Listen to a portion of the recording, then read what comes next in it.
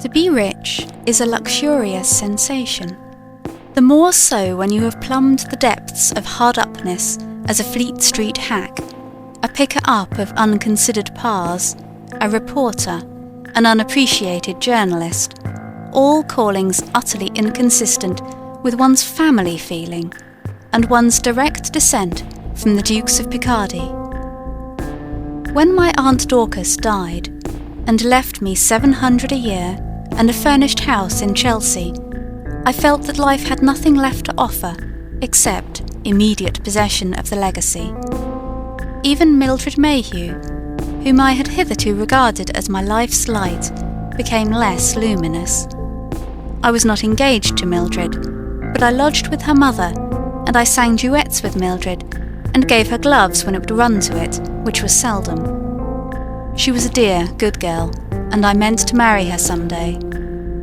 It is very nice to feel that a good little woman is thinking of you. It helps you in your work, and it is pleasant to know she will say yes when you say, "Will you?" But my legacy almost put Mildred out of my head, especially as she was staying with friends in the country. Before the gloss was off my new mourning, I was seated in my aunt's armchair, in front of the fire, in the drawing-room of my own house. My own house. It was grand, but rather lonely. I did think of Mildred just then. The room was comfortably furnished with rosewood and damask. On the walls hung a few fairly good oil paintings, but the space above the mantelpiece was disfigured by an exceedingly bad print, The Trial of Lord William Russell, framed in a dark frame. I got up to look at it. I had visited my aunt with dutiful regularity, but I never remembered seeing this frame before. It was not intended for a print, but for an oil painting. It was of fine ebony, beautifully and curiously carved. I looked at it with growing interest, and when my aunt's housemaid, I had retained her modest staff of servants, came in with the lamp, I asked her how long the print had been there. "Mistress only bought it 2 days before she was took ill," she said. "But the frame, she didn't want to buy a new one, so she got this out of the attic. There's lots of curious old things there, sir." Had my aunt had this frame long? "Oh yes, sir. It must have come long before I did, and I've been here 7 years come Christmas. There was a picture in it. That's upstairs too, but it's that black and ugly it might as well be a chimney back." I felt a desire to see this picture. What if it was some priceless old master, in which my aunt's eyes had only seen rubbish? Directly after breakfast next morning, I paid a visit to the attic. It was crammed with old furniture enough to stock a curiosity shop. All the house was furnished solidly in the mid-Victorian style, and in this room, everything not in keeping with the drawing-room suite ideal was stowed away. Tables of papier-mâché and mother-of-pearl straight-backed chairs with twisted feet and faded needlework cushions, fire screens of gilded carving and beaded banners, oak bureau with brass handles, a little work table with its faded moth-eaten silk flutings hanging in disconsolate shreds. On these, and the dust that covered them, blazed the full sunlight as I pulled up the blinds. I promised myself a good time in re-enshrining these household gods in my parlour and promoting the Victorian suite to the attic. But at present my business was to find the picture as black as the chimney back, and presently, behind a heap of fenders and boxes, I found it. Jane, the housemaid, identified it at once. I took it downstairs carefully and examined it. Neither subject nor colour was distinguishable. There was a splodge of a darker tint in the middle, but whether it was figure or tree or house, no man could have told. It seemed to be painted on a very thick panel bound with leather. I decided to send it to one of those persons who pour on rotting family portraits the water of eternal youth. But even as I did so, I thought, why not try my own restorative hand at a corner of it? My bath sponge, soap and nail brush, vigorously applied for a few seconds, showed me, that there was no picture to clean. Bare oak presented itself to my persevering brush. I tried the other side, Jane watching me with indulgent interest. The same result. Then the truth dawned on me. Why was the panel so thick? I tore off the leather binding, and the panel divided and fell to the ground in a cloud of dust. There were 2 pictures. They had been nailed face to face. I leaned them against the wall, and the next moment I was leaning against it myself, for one of the pictures was myself, a perfect portrait. No shade of expression or turn of feature wanting. Myself, in the dress men wore when James I was king. When had this been done? And how, without my knowledge? Was this some whim of my aunt's? "Lor, sir!" the shrill surprise of Jane at my elbow. "What a lovely photo it is! Was it fancy ball, sir?" "Yes," I stammered. I don't think I want anything more now. You can go." She went, and I turned, still with my heart beating violently, to the other picture. This was a beautiful woman's picture. Very beautiful she was. I noted all her beauties: straight nose, low brows, full lips, thin hands, large, deep, luminous eyes. She wore a black velvet gown. It was a 3/4 length portrait. Her arms rested on a table beside her, and her head on her hands, but her face was turned full forward, and her eyes met those of the spectator bewilderingly. On the table by her were compasses, and shining instruments whose uses I did not know, books, a goblet, and a heap of papers and pens. I saw all this afterwards.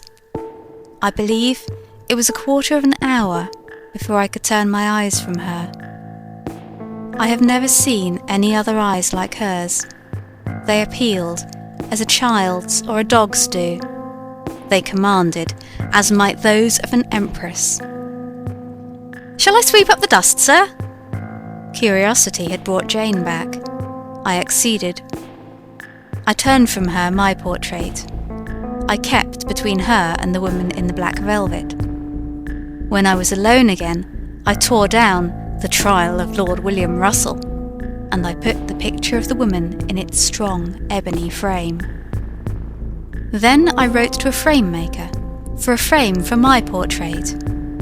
It had so long lived face to face with this beautiful witch that I had not the heart to banish it from her presence. I suppose I'm sentimental, if it be sentimental to think such things as that. The new frame came home and I hung it opposite the fireplace. An exhaustive search among my aunt's papers showed no explanation of the portrait of myself, no history of the portrait of the woman with the wonderful eyes. I only learned that all the old furniture together had come to my aunt at the death of my great-uncle, the head of the family, and I should have concluded that the resemblance was only a family one, if everyone who came in had not exclaimed at the speaking likeness. I adopted Jane's fancy ball explanation. And there, one might suppose, the matter of the portraits ended. One might suppose it, that is, if there were not evidently a good deal more written here about it. However, to me, then, the matter seemed ended. I went to see Mildred. I invited her and her mother to come and stay with me. I rather avoided glancing at the picture in ebony frame. I could not forget, nor remember without singular emotion, the look in the eyes of that woman when mine first met them. I shrank from meeting that look again. I reorganized the house somewhat, preparing for Mildred's visit. I brought down much of the old-fashioned furniture, and after a long day of arranging and rearranging, I sat down before the fire, and lying back in a pleasant languor, I idly raised my eyes to the picture of the woman. I met her dark, deep, hazel eyes, and once more my gaze was held fixed as by strong magic, the kind of fascination that keeps one sometimes staring for whole minutes into one's own eyes in the glass. I gazed into her eyes and felt my own dilate, pricked with a smart like the smart of tears. "I wish," I said. "Oh, how I wish you were a woman and not a picture. Come down. Ah, come down." I laughed at myself as I spoke, but even as I laughed I held out my arms. I was not sleepy. I was not drunk. I was as wide awake and as sober as ever was a man in the world. And yet, as I held out my arms, I saw the eyes of the picture dilate, her lips tremble. If I were to be hanged for saying it, it is true. Her hands moved slightly, and a sort of flicker of a smile passed over her face. I sprang to my feet. "This won't do," I said aloud. "Firelight does play strange tricks. I'll have the lamp." I made for the bell. My hand was on it when I heard a sound behind me and turned, the bell still unrung. The fire had burned low, and the corners of the room were deeply shadowed. But surely, there, behind the tall worked chair, was something darker than a shadow. "I must face this out," I said, "or I shall never be able to face myself again." I left the bell. I seized the poker and battered the dull coals to a blaze. Then I stepped back resolutely and looked at the picture. The ebony frame was empty. From the shadow of the worked chair came a soft rustle, and out of the shadow the woman of the picture was coming towards me. I hope I shall never again know a moment of terror as blank and absolute. I could not have moved or spoken to save my life. Either all the known laws of nature were nothing, or I was mad. I stood trembling, but I am thankful to remember I stood still, while a black velvet gown swept across the hearthrug towards me. Next moment a hand touched me. A hand, soft, warm, and human, and a low voice said, "You called me. I am here." At that touch, and that voice, the world seemed to give a sort of bewildering half-turn. I hardly know how to express it, but at once it seemed not awful, not even unusual for portraits to become flesh, only most natural, most right, most unspeakably fortunate. I laid my hand on hers. I looked from her to my portrait. I could not see it in the firelight. "We are not strangers," I said. "Oh no, not strangers." Those luminous eyes were looking up into mine. Those red lips were near me.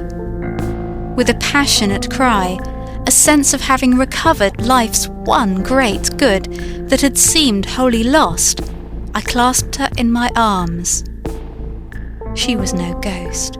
She was a woman, the only woman in the world. "How long?" I said. "How long is it since I lost you?" She leaned back, hanging her full weight on the hands that were clasped behind my head. "How can I tell how long? There is no time in hell," she answered. It was not a dream. Ah no, there are no such dreams. I wish to God there could be. When in dreams do I see her eyes, hear her voice, feel her lips against my cheek, hold her hands to my lips as I did that night, the supreme night of my life. At first we hardly spoke. It seemed enough, after long grief and pain, to feel the arms of my true love round me once again. It is very difficult to tell my story.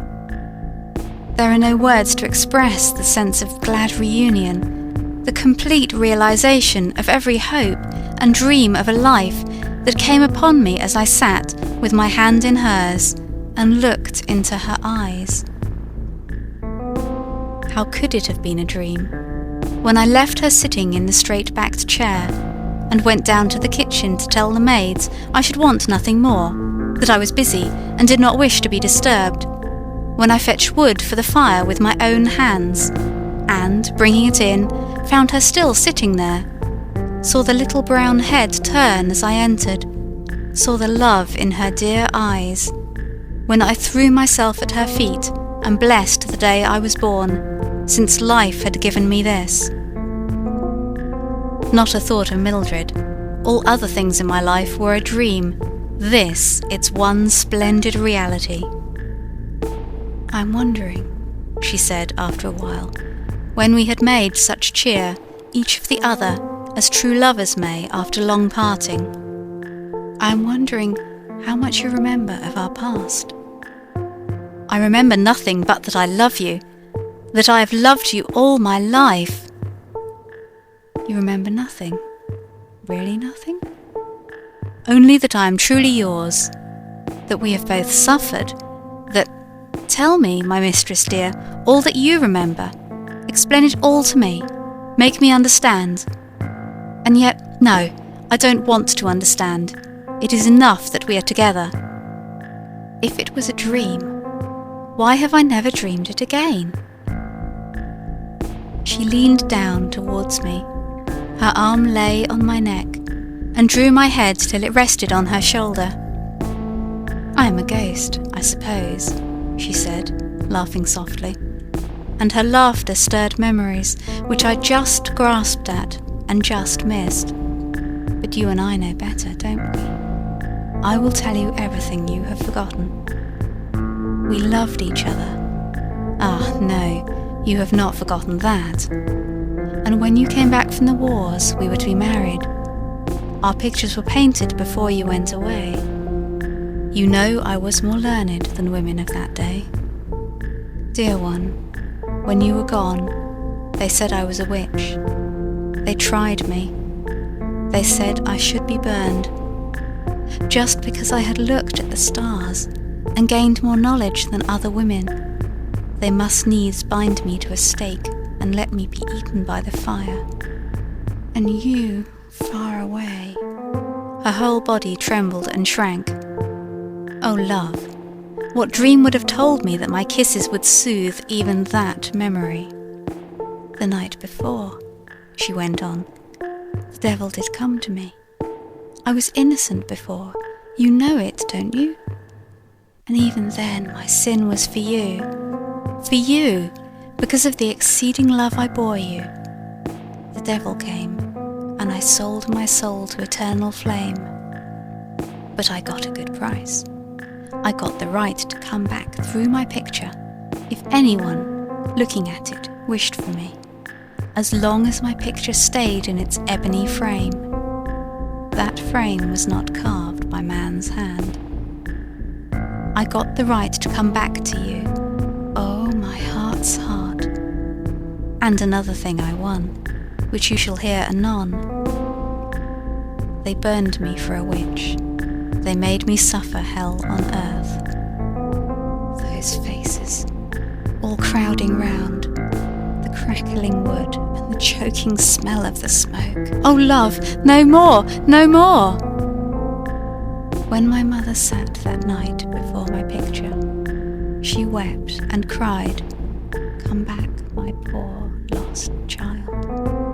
And I went to her with glad leaps of heart.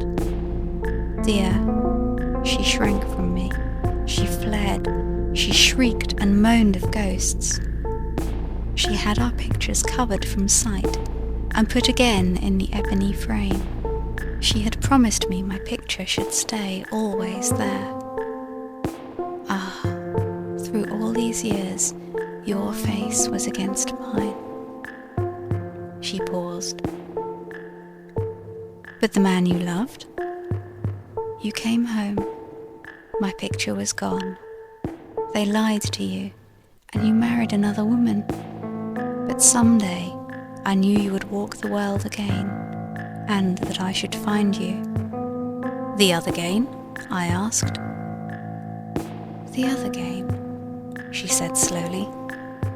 I gave my soul for. It is this: if you also will give up your hopes of heaven, I can remain a woman. I can remain in your world. I can be your wife. Oh, my dear, after all these years, at last. If I sacrifice my soul, I said slowly, and the words did not seem an imbecility. If I sacrifice my soul, I win you. Why, love, it's a contradiction in terms. You are my soul. Her eyes looked straight into mine. Whatever might happen, whatever did happen, whatever may happen, our two souls in that moment met and became one. Then you choose. You deliberately choose to give up your hopes of heaven for me, as I gave up mine for you. I will not, I said, give up my hope of heaven on any terms. Tell me what I must do, that you and I may make our heaven here, as now. I will tell you tomorrow, she said. Be alone here tomorrow night. 12 is ghosts' time, isn't it? And then I will come out of the picture and never go back to it. I shall live with you and die and be buried, and there will be an end of me. But we shall live first, my heart's heart. I laid my head on her knee. A strange drowsiness overcame me. Holding her hand against my cheek, I lost consciousness. When I awoke, the grey November dawn was glimmering, ghost-like, through the uncurtained window. My head was pillowed on my arm and rested. I raised my head quickly. Not on my lady's knee, but on the needle-worked cushion of the straight-backed chair. I sprang to my feet. I was stiff with cold and dazed with dreams, but I turned my eyes on the picture. There she sat, my lady, my dear love. I held out my arms, but the passionate cry I would have uttered died on my lips. She had said 12 o'clock. Her lightest word was my law. So I only stood in front of the picture and gazed into those grey-green eyes till tears of passionate happiness filled my own. Oh, my dear, how shall I pass the hours till I hold you again? No thought, then, of my whole life's completion and consummation being a dream. I staggered up to my room, fell across my bed, and slept heavily and dreamlessly. When I awoke, it was high noon. Mildred and her mother were coming to lunch. I remembered, at 1 o'clock, Mildred coming, and her existence. Now indeed the dream began. With a penetrating sense of the futility of any action apart from her, I gave the necessary orders for the reception of my guests. When Mildred and her mother came, I received them with cordiality, but my genial phrases all seemed to be someone else's. My voice sounded like an echo. My heart was not there. Still, the situation was not intolerable until the hour when afternoon tea was served in the drawing-room. Mildred and mother kept the conversational pot boiling with a profusion of genteel commonplaces, and I bore it, as one inside of heaven can bear mild purgatory. I looked up at my sweetheart in the ebony frame, and I felt that anything which might happen, any irresponsible imbecility, any bathos of boredom, was nothing, if, after all, she came to me again. And yet, when Mildred too looked at the portrait and said, "Doesn't she think a lot of herself? Theatrical character, I suppose? One of your flames, Mr. Devine?" I had a sickening sense of impotent irritation, which became absolute torture when Mildred— how could I ever have admired that chocolate box barmaid style of prettiness— threw herself into the high-backed chair, covering the needlework with ridiculous flounces, and added, "Silence gives consent. Who is it, Mr. Devine? Tell us all about her. I'm sure she has a story." Poor little Mildred, sitting there smiling, serene in her confidence that her every word charmed me, sitting there with her rather pinched waist, her rather tight boots, her rather vulgar voice, sitting in the chair where my dear lady had sat when she told me her story. I could not bear it. "Don't sit there," I said. "It's not comfortable." But the girl would not be warned. With a laugh that set every nerve in my body vibrating with annoyance, she said, "Oh dear, mustn't I even sit in the same chair as your black velvet woman?" I looked at the chair in the picture. It was the same, and in her chair Mildred was sitting. Then a horrible sense of the reality of Mildred came upon me. Was all this a reality after all? But for fortunate chance, might Mildred have occupied not only her chair, but her place in my life? I rose. "I hope you won't think me very rude," I said, "but I'm obliged to go out." I forget what appointment I alleged. The lie came readily enough. I faced Mildred's pouts with the hope that she and her mother would not wait dinner for me. I fled. In another minute I was safe, alone, under the chill, cloudy autumn sky, free to think of my dear lady. I walked for hours along streets and squares. I lived over and over again every look, word and hand touch, every kiss. I was completely, unspeakably happy. Mildred was utterly forgotten. My lady of the ebony frame filled my heart and soul and spirit. As I heard 11 boom through the fog, I turned and went home. When I got to my street, I found a crowd surging through it, a strong red light filling the air. A house was on fire. Mine! I elbowed my way through the crowd. The picture of my lady, that at least I could save. As I sprang up the steps, I saw, as in a dream, yes, all this was really dreamlike, I saw Mildred leaning out of the first-floor window, wringing her hands. "Come back, sir," cried a fireman. "We'll get the young lady out right enough." But my lady! The stairs were crackling, smoking, and as hot as hell. I went up to the room where her picture was. Strange to say, I only felt that the picture was a thing we should like to look on, through the long, glad, wedded life that was to be ours. I never thought of it as being one with her. As I reached the first floor, I felt arms about my neck. The smoke was too thick for me to distinguish features. "Save me," a voice whispered. I clasped a figure in my arms and bore it with a strange dis-ease, down the shaking stairs and out into safety. It was Mildred. I knew that directly I clasped her. "Stand back!" cried the crowd. "Everyone's safe!" cried a fireman. The flames leaped from every window. The sky grew redder and redder. I sprang from the hands that would have held me. I leaped up the steps. I crawled up the stairs. Suddenly, the whole horror came to me. As long as my picture remains in the ebony frame. What if picture and frame perished together? I fought with the fire, and with my own choking inability to fight with it. I pushed on. I must save my picture. I reached the drawing room.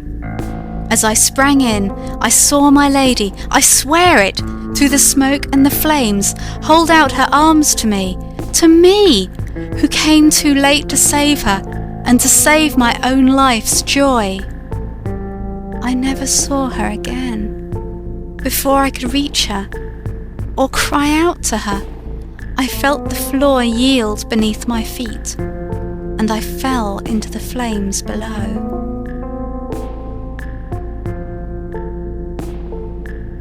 How did they save me? What does that matter? They saved me somehow, curse them. Every stick of my aunt's furniture was destroyed.